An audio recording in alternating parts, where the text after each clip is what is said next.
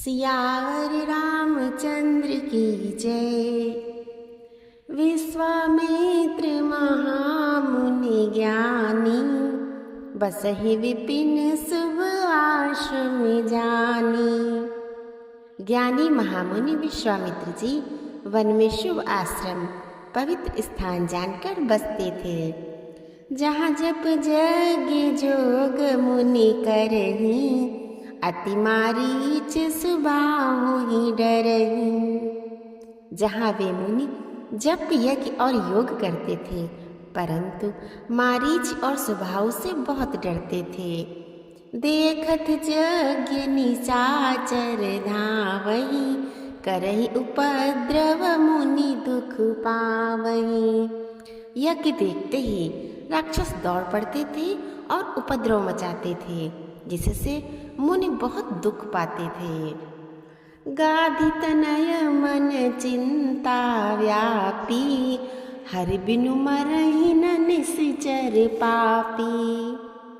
गाधि के पुत्र विश्वामित्र जी के मन में चिंता छा गई कि ये पापी राक्षस भगवान के मारे बिना न मरेंगे। तब मुनिवर मन कीन्ह विचारा, प्रभु अवतर्यो हरन मई भारा। तब श्रेष्ठ मुनि ने मन में विचार किया कि प्रभु ने पृथ्वी का भार हरने के लिए अवतार लिया है। एहू मिस देखूं पद जाई, कर बिनती आनो दो भाई। इसी बहाने जाकर मैं उनके चरणों का दर्शन करूं और विनती करके दोनों भाइयों को ले आऊं। बहुविधि करत मनोरथ, जात लागी नहीं बार।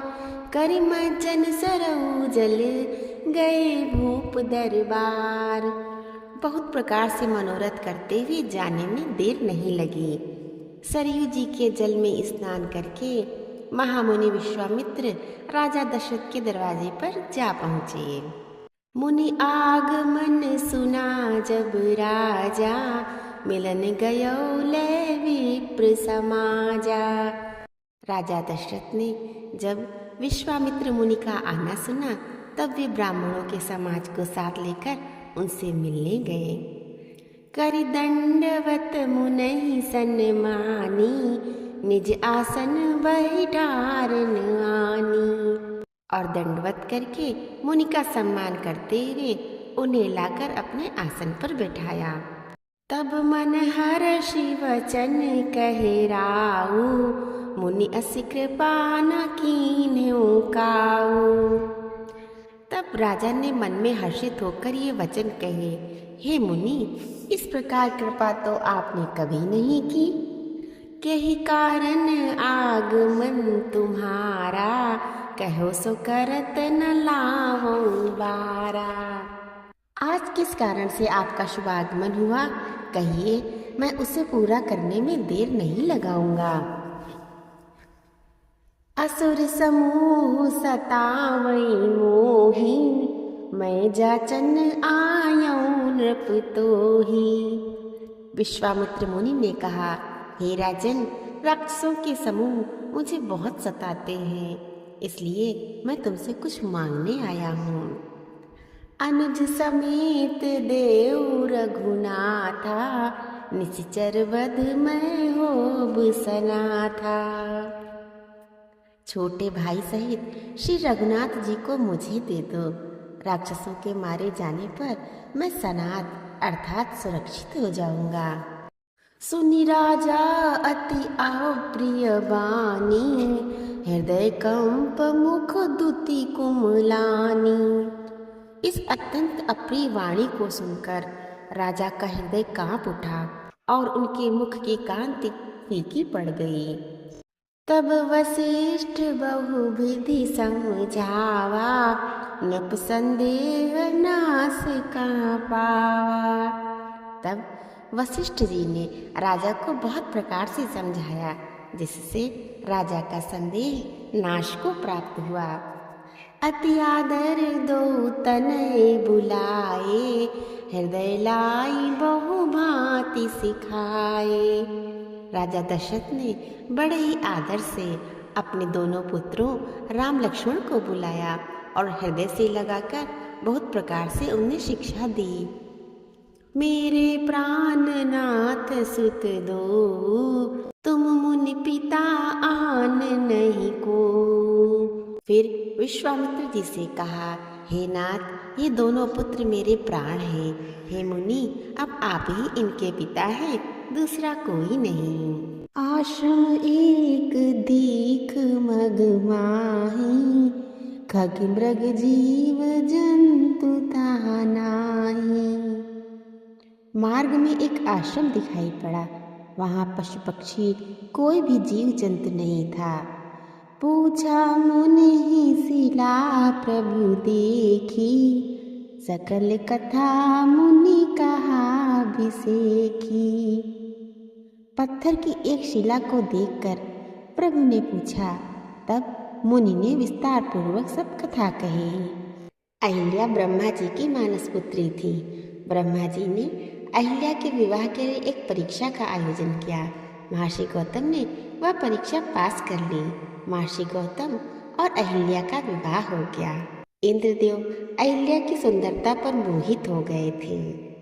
इंद्रदेव ने अहिल्या से मिलने के लिए एक योजना बनाई तथा चंद्रमा को भी उस योजना में शामिल किया। योजना के अनुसार चंद्रदेव ने आर्धरात्रि को मुर्गे की बांग दी। गौतम महर्षि समझे कि सवेरा हो चला है। वह तुरंत उठे तथा गंगा तट पर स्नान करने चले गए। महर्षि गौतम के जाते ही इंद्रदेव ने गौतम महर्षि का रूप धारण कर घर में प्रवेश किया तथा पहरेदारी के लिए चंद्रमा को घर के बाहर बिठा दिया। ऋषि गौतम जब गंगा तट पर पहुँचे तो उन्हें आभास हुआ। उनके मन में संदेह भी उत्पन्न हुआ। तब गंगा मैया ने प्रकट होकर महर्षि को बतलाया कि यह सब इंद्रदेव का बुना जाल है। यह सुनकर क्रोधित महर्षि गौतम तेजी से अपनी कुटिया की तरफ आए। जब उन्होंने कुटिया के बाहर चंद्रमा को बैठे देखा तो गुस्से में महर्षि गौतम ने चंद्रमा को श्राप दे दिया कि राहु की कुदृष्टि तुम पर सदा बनी रहेगी। इसी श्राप के कारण चंद्रमा को ग्रहण लगता है। गुस्से से लाल पीले महर्षि गौतम ने अपने कमंडल से चंद्रमा पर प्रहार किया। इसी कारण चंद्रमा में दाग है। इंद्रदेव को महर्षि गौतम के आने का आभास होते ही वह वहां से भागने लगे। महर्षि गौतम ने इंद्र को श्राप दिया तथा पृथ्वीलोक में पूजा न होने की बात कही। अहिल्या की कोई गलती नहीं थी। उनके साथ तो इंद्र ने छल किया था, परंतु क्रोध के आवेश में महर्षि गौतम ने अहिल्या को अनंत काल तक शिला का रूप धारण करने का श्राप दे दिया। परंतु जब महर्षि गौतम का गुस्सा शांत हुआ तब उन्हें आभास हुआ कि इस सारे प्रकरण में अहिल्या की तो कोई गलती ही नहीं थी। वाल्मीकि रामायण और श्री तुलसीदास जी के रामचरितमानस में अहिल्या की कथा में बहुत सारे अंतर हैं। जहाँ आदि कवि श्री वाल्मीकि ने अहिल्या का शापवश राख में पड़ी रहना बताया है, वहीं श्री तुलसीदास जी ने अहिल्या का शापवश शिला बन जाना लिखा है। आदि कवि श्री वाल्मीकि रचित रामायण के 48वें सर्ग के श्लोक क्रमांक 17 से 19 के अनुसार स्पष्ट है कि अहिल्या ने इंद्र को पहचानने के पश्चात ही अपनी स्वीकृति दी थी। तस्यांतरं विदित्वा च सहस्राक्षः शचीपतिः मुनिवेशधरो भूत्वा अहिल्यामिदं ब्रवीत। एक दिन जब महर्षि गौतम आश्रम में नहीं थे तब उपयुक्त अवसर जानकर शचीपति इंद्र मुनिवेश धारण कर वहां आए और अहिल्या से बोले, ऋतुकालं प्रतीक्षन्ते नार्थिना सुसमाहिते संगमं त्वमहमिच्छामि त्वया सह सुमध्यमे। रति की कामना रखने वाले प्रार्थी पुरुष ऋतुकाल की प्रतीक्षा नहीं करते। हे सुंदर कट प्रदेश वाली सुंदरी, मैं तुम्हारे साथ समागम करना चाहता हूँ। मुनिवेशम सहस्त्राक्षम विज्ञाय रघुनंदन मतिम चकार दुर्मेधा देवराज कुतूहलात। इस प्रकार रामचंद्र जी को कथा सुनाते हुए ऋषि विश्वामित्र ने कहा, हे रघुनंदन, मुनि वेश धारण कर आए हुए इंद्र को पहचान कर भी उस मति भ्रष्ट दुर्बुद्धि नारी ने कौतूहलवश कि देवराज इंद्र मुझसे प्रणय याचना कर रहे हैं, समागम का प्रस्ताव स्वीकार कर लिया। अथा ब्रवीत सुरश्रेष्ठम कृतार्थेनान्तरात्मना, कृतार्थार्थस्मै सुरश्रेष्ठ गच्छ शीघ्रमितः प्रभो। रति के पश्चात अहिल्या देवराज इंद्र से संतुष्ट चित्त होकर कहा, सुरश्रेष्ठ, मैं आपके समागम से कृतार्थ हो गई। प्रभु, अब आप शीघ्र यहाँ से चले जाइए।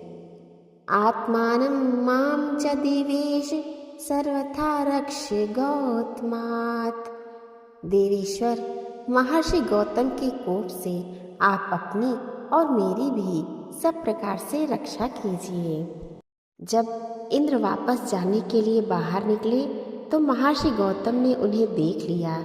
यह देखकर महर्षि गौतम ने प्रथम दंड इंद्र को ही दिया।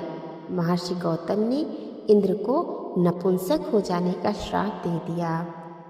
मम रूपम समास्थाय कृतवानसि दुर्मते, अकर्तव्यमिदं यस्मात् विफलस्त्वं भविष्यसि। दुर्मते, तूने मेरा रूप धारण करके यह न करने योग्य पाप कर्म किया है, इसलिए तू विफल अंडकोशों से रहित हो जाएगा। गौतमेनैव मुक्तस्य सुरोषेण महात्मना, पेतुर्वृषणी भूमौ सहस्राक्षस्य तत्क्षणात्। रोष से भरे हुए महात्मा गौतम के ऐसा कहते ही सहस्त्राक्ष इंद्र के दोनों अंडकोश उसी क्षण पृथ्वी पर गिर पड़े। तथा शप्तवाच वै शक्रम भार्यामपि च शप्तवान्, इह वर्ष सहस्राणि बहूनि निवस्यसि। इंद्र को इस प्रकार शाप देकर गौतम ने अपनी पत्नी अहिल्या को भी शाप दिया। दुराचारिणी, तू भी यहाँ कई हजार वर्षों तक केवल हवा पीकर या उपवास करके कष्ट उठाती हुई राख में पड़ी रहेगी। वात भक्षा निराहारा तप्यन्ति भस्मशायिनी, अदृश्या सर्वभूतानामाश्रमे अस्मिन् वसिष्यसि। इंद्र को इस प्रकार शाप देकर गौतम ने अपनी पत्नी अहिल्या को भी शाप दिया। दुराचारिणी, तू भी यहाँ कई हजार वर्षों तक केवल हवा पीकर या उपवास करके कष्ट उठाती हुई राख में पड़ी रहेगी। समस्त प्राणियों से अदृश्य रहकर इस आश्रम में निवास करेगी। यदा ते तद्वनं घोरं रामो दशरथात्मजः, आगमिष्यति दुर्गस्तदा पूता भविष्यसि। तस्यातिथ्येन दुर्वृत्ते लोभमोह विवर्जिता, मत्सकाशं मुदा युक्ता संवपुर धारिष्यसि। जब दुर्धर्ष दशरथ कुमार राम इस घोर वन में पदार्पण करेंगे, उस समय तू पवित्र होगी। उनका आतिथ्य सत्कार करने से तेरे लोभ मोह आदि दोष दूर हो जाएंगे और तू प्रसन्नता पूर्वक मेरे पास पहुंचकर अपना पूर्व शरीर धारण कर लेगी। वाल्मीकि रामायण के बाल कांड के 49वें सर्ग में महर्षि विश्वामित्र श्री राम से कहते हैं, हे राम, ये तपस्विनी सहस्त्रों वर्षों से तप करते हुए तुम्हारी प्रतीक्षा कर रही है, इसलिए तुम दोनों भाई जाकर इसके चरण छुओ। तब श्री राम और लक्ष्मण अहिल्या के चरण छूते हैं, जिससे अहिल्या शाप मुक्त होती है और तब महर्षि गौतम पुनः उसे अपनी पत्नी के रूप में स्वीकार कर लेते हैं। गौतम नारी शाप बस उपल देह धर धीर, चरण कमल रज चाहते, कृपा करहु रघुवीर। श्री विश्वामित्र जी श्री रामचंद्र जी से कहते हैं, गौतम मुनि की स्त्री अहिल्या शापवश पत्थर की देह धारण किए बड़े धीरज से आपके चरण कमलों की धूलि चाहती हैं। हे रघुवीर, इस पर कृपा कीजिए। पर सत पद पावन शोक न सावन, प्रगट भई तप पुंज सही। देखत रघुनायक जन सुखदायक, सन्मुख होई कर जोरी रही। श्री राम जी के पवित्र और शोक को नाश करने वाले चरणों का स्पर्श पाते ही सचमुच वह तपोमूर्ति अहिल्या प्रकट हो गई। भक्तों को सुख देने वाले श्री रघुनाथ जी को देखकर वह हाथ जोड़कर सामने खड़ी रह गई। अति प्रेम अधीरा पुलक शरीरा, मुख नहीं आवई वचन कही। अतिशय बड़ी भागी चरणन लागी, जुगल नयन जलधार बही। अत्यंत प्रेम के कारण अहिल्या अधीर हो गई। उनका शरीर पुलकित हो उठा, मुख से वचन कहने में नहीं आते थे। वह अत्यंत बड़भागिनी अहिल्या प्रभु के चरणों से लिपट गई और उनके दोनों नेत्रों से जल, प्रेम और आनंद के आंसुओं की धारा बहने लगी।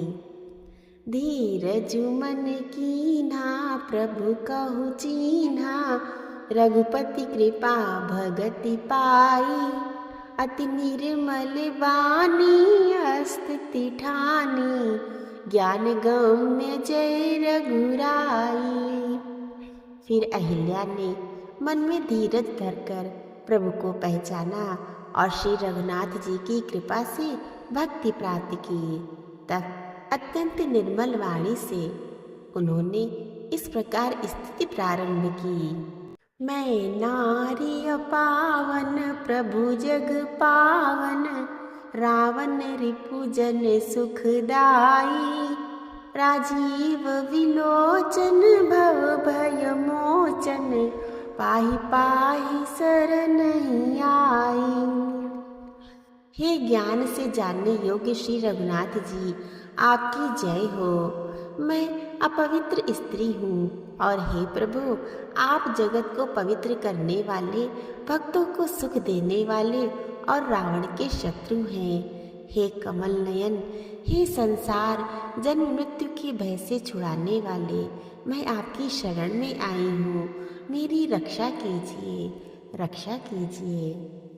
मुनि श्राप जो दीन्हा, अति भल कीन्हा। परम अनुग्रह मैं माना, देखो भरी लोचन हरि भव मोचन। इहै लाभ शंकर जाना। मुनि ने जो मुझे शाप दिया सो बहुत ही अच्छा किया। मैं उसे अत्यंत अनुग्रह करके मानती हूँ कि जिसके कारण मैंने संसार से छुड़ाने वाले श्री हरि को नेत्र भरकर देखा। इन्हीं दर्शन जी को शंकर जी सबसे बड़ा लाभ समझते हैं। विनती प्रभु मोरी मैं मति भोरी, नाथ न मांगहु बर आना। पद कमल परागा रस अनुरागा, मम मन मधुप करे पाना। हे प्रभु, मैं बुद्धि की बड़ी भोली हूँ। मेरी एक विनती है, हे नाथ, मैं और कोई वर नहीं मांगती, केवल यही चाहती हूँ कि मेरा मन रूपी भौरा आपके चरण कमल की रज के प्रेम रूपी रस का सदा पान करता रहे। जेहि पद सुर सरिता परम पुनीता, प्रगट भई शिव शीस धरी। सोई पद पंकज जेहि पूजत यज, मम सिर धर्यो कृपाल हरि। जिन चरणों से परम पवित्र देव नदी गंगा जी प्रकट हुई, जिन्हें शिव जी ने सिर पर धारण किया, और जिन चरण कमलों को ब्रह्मा जी पूजते हैं, कृपालु हरि आपने उन्हीं को मेरे सिर पर रखा। एही भांति सिधारी गौतम नारी, बार बार हरि चरण परी, जो अति मन भावा सो बर पावा, गए पतिलोक आनंद भरी। इस प्रकार स्तुति करती हुई बार बार भगवान के चरणों में गिरकर जो मन को बहुत ही अच्छा लगा, उस वर को पाकर गौतम की स्त्री अहिल्या आनंद में भरी हुई पतिलोक को चली गई। अस प्रभु दीन बंधु हरि, कारण रहित दयाल, तुलसीदास सटते ही भजो, छाड़ कपट जंजाल। प्रभु श्री रामचंद्र जी ऐसे दीनबंधु हैं और बिना कारण ही दया करने वाले हैं। तुलसीदास जी कहते हैं, हे शठमन, तू कपट जंजाल छोड़कर उन्हीं का भजन कर। सियावर रामचंद्र की जय।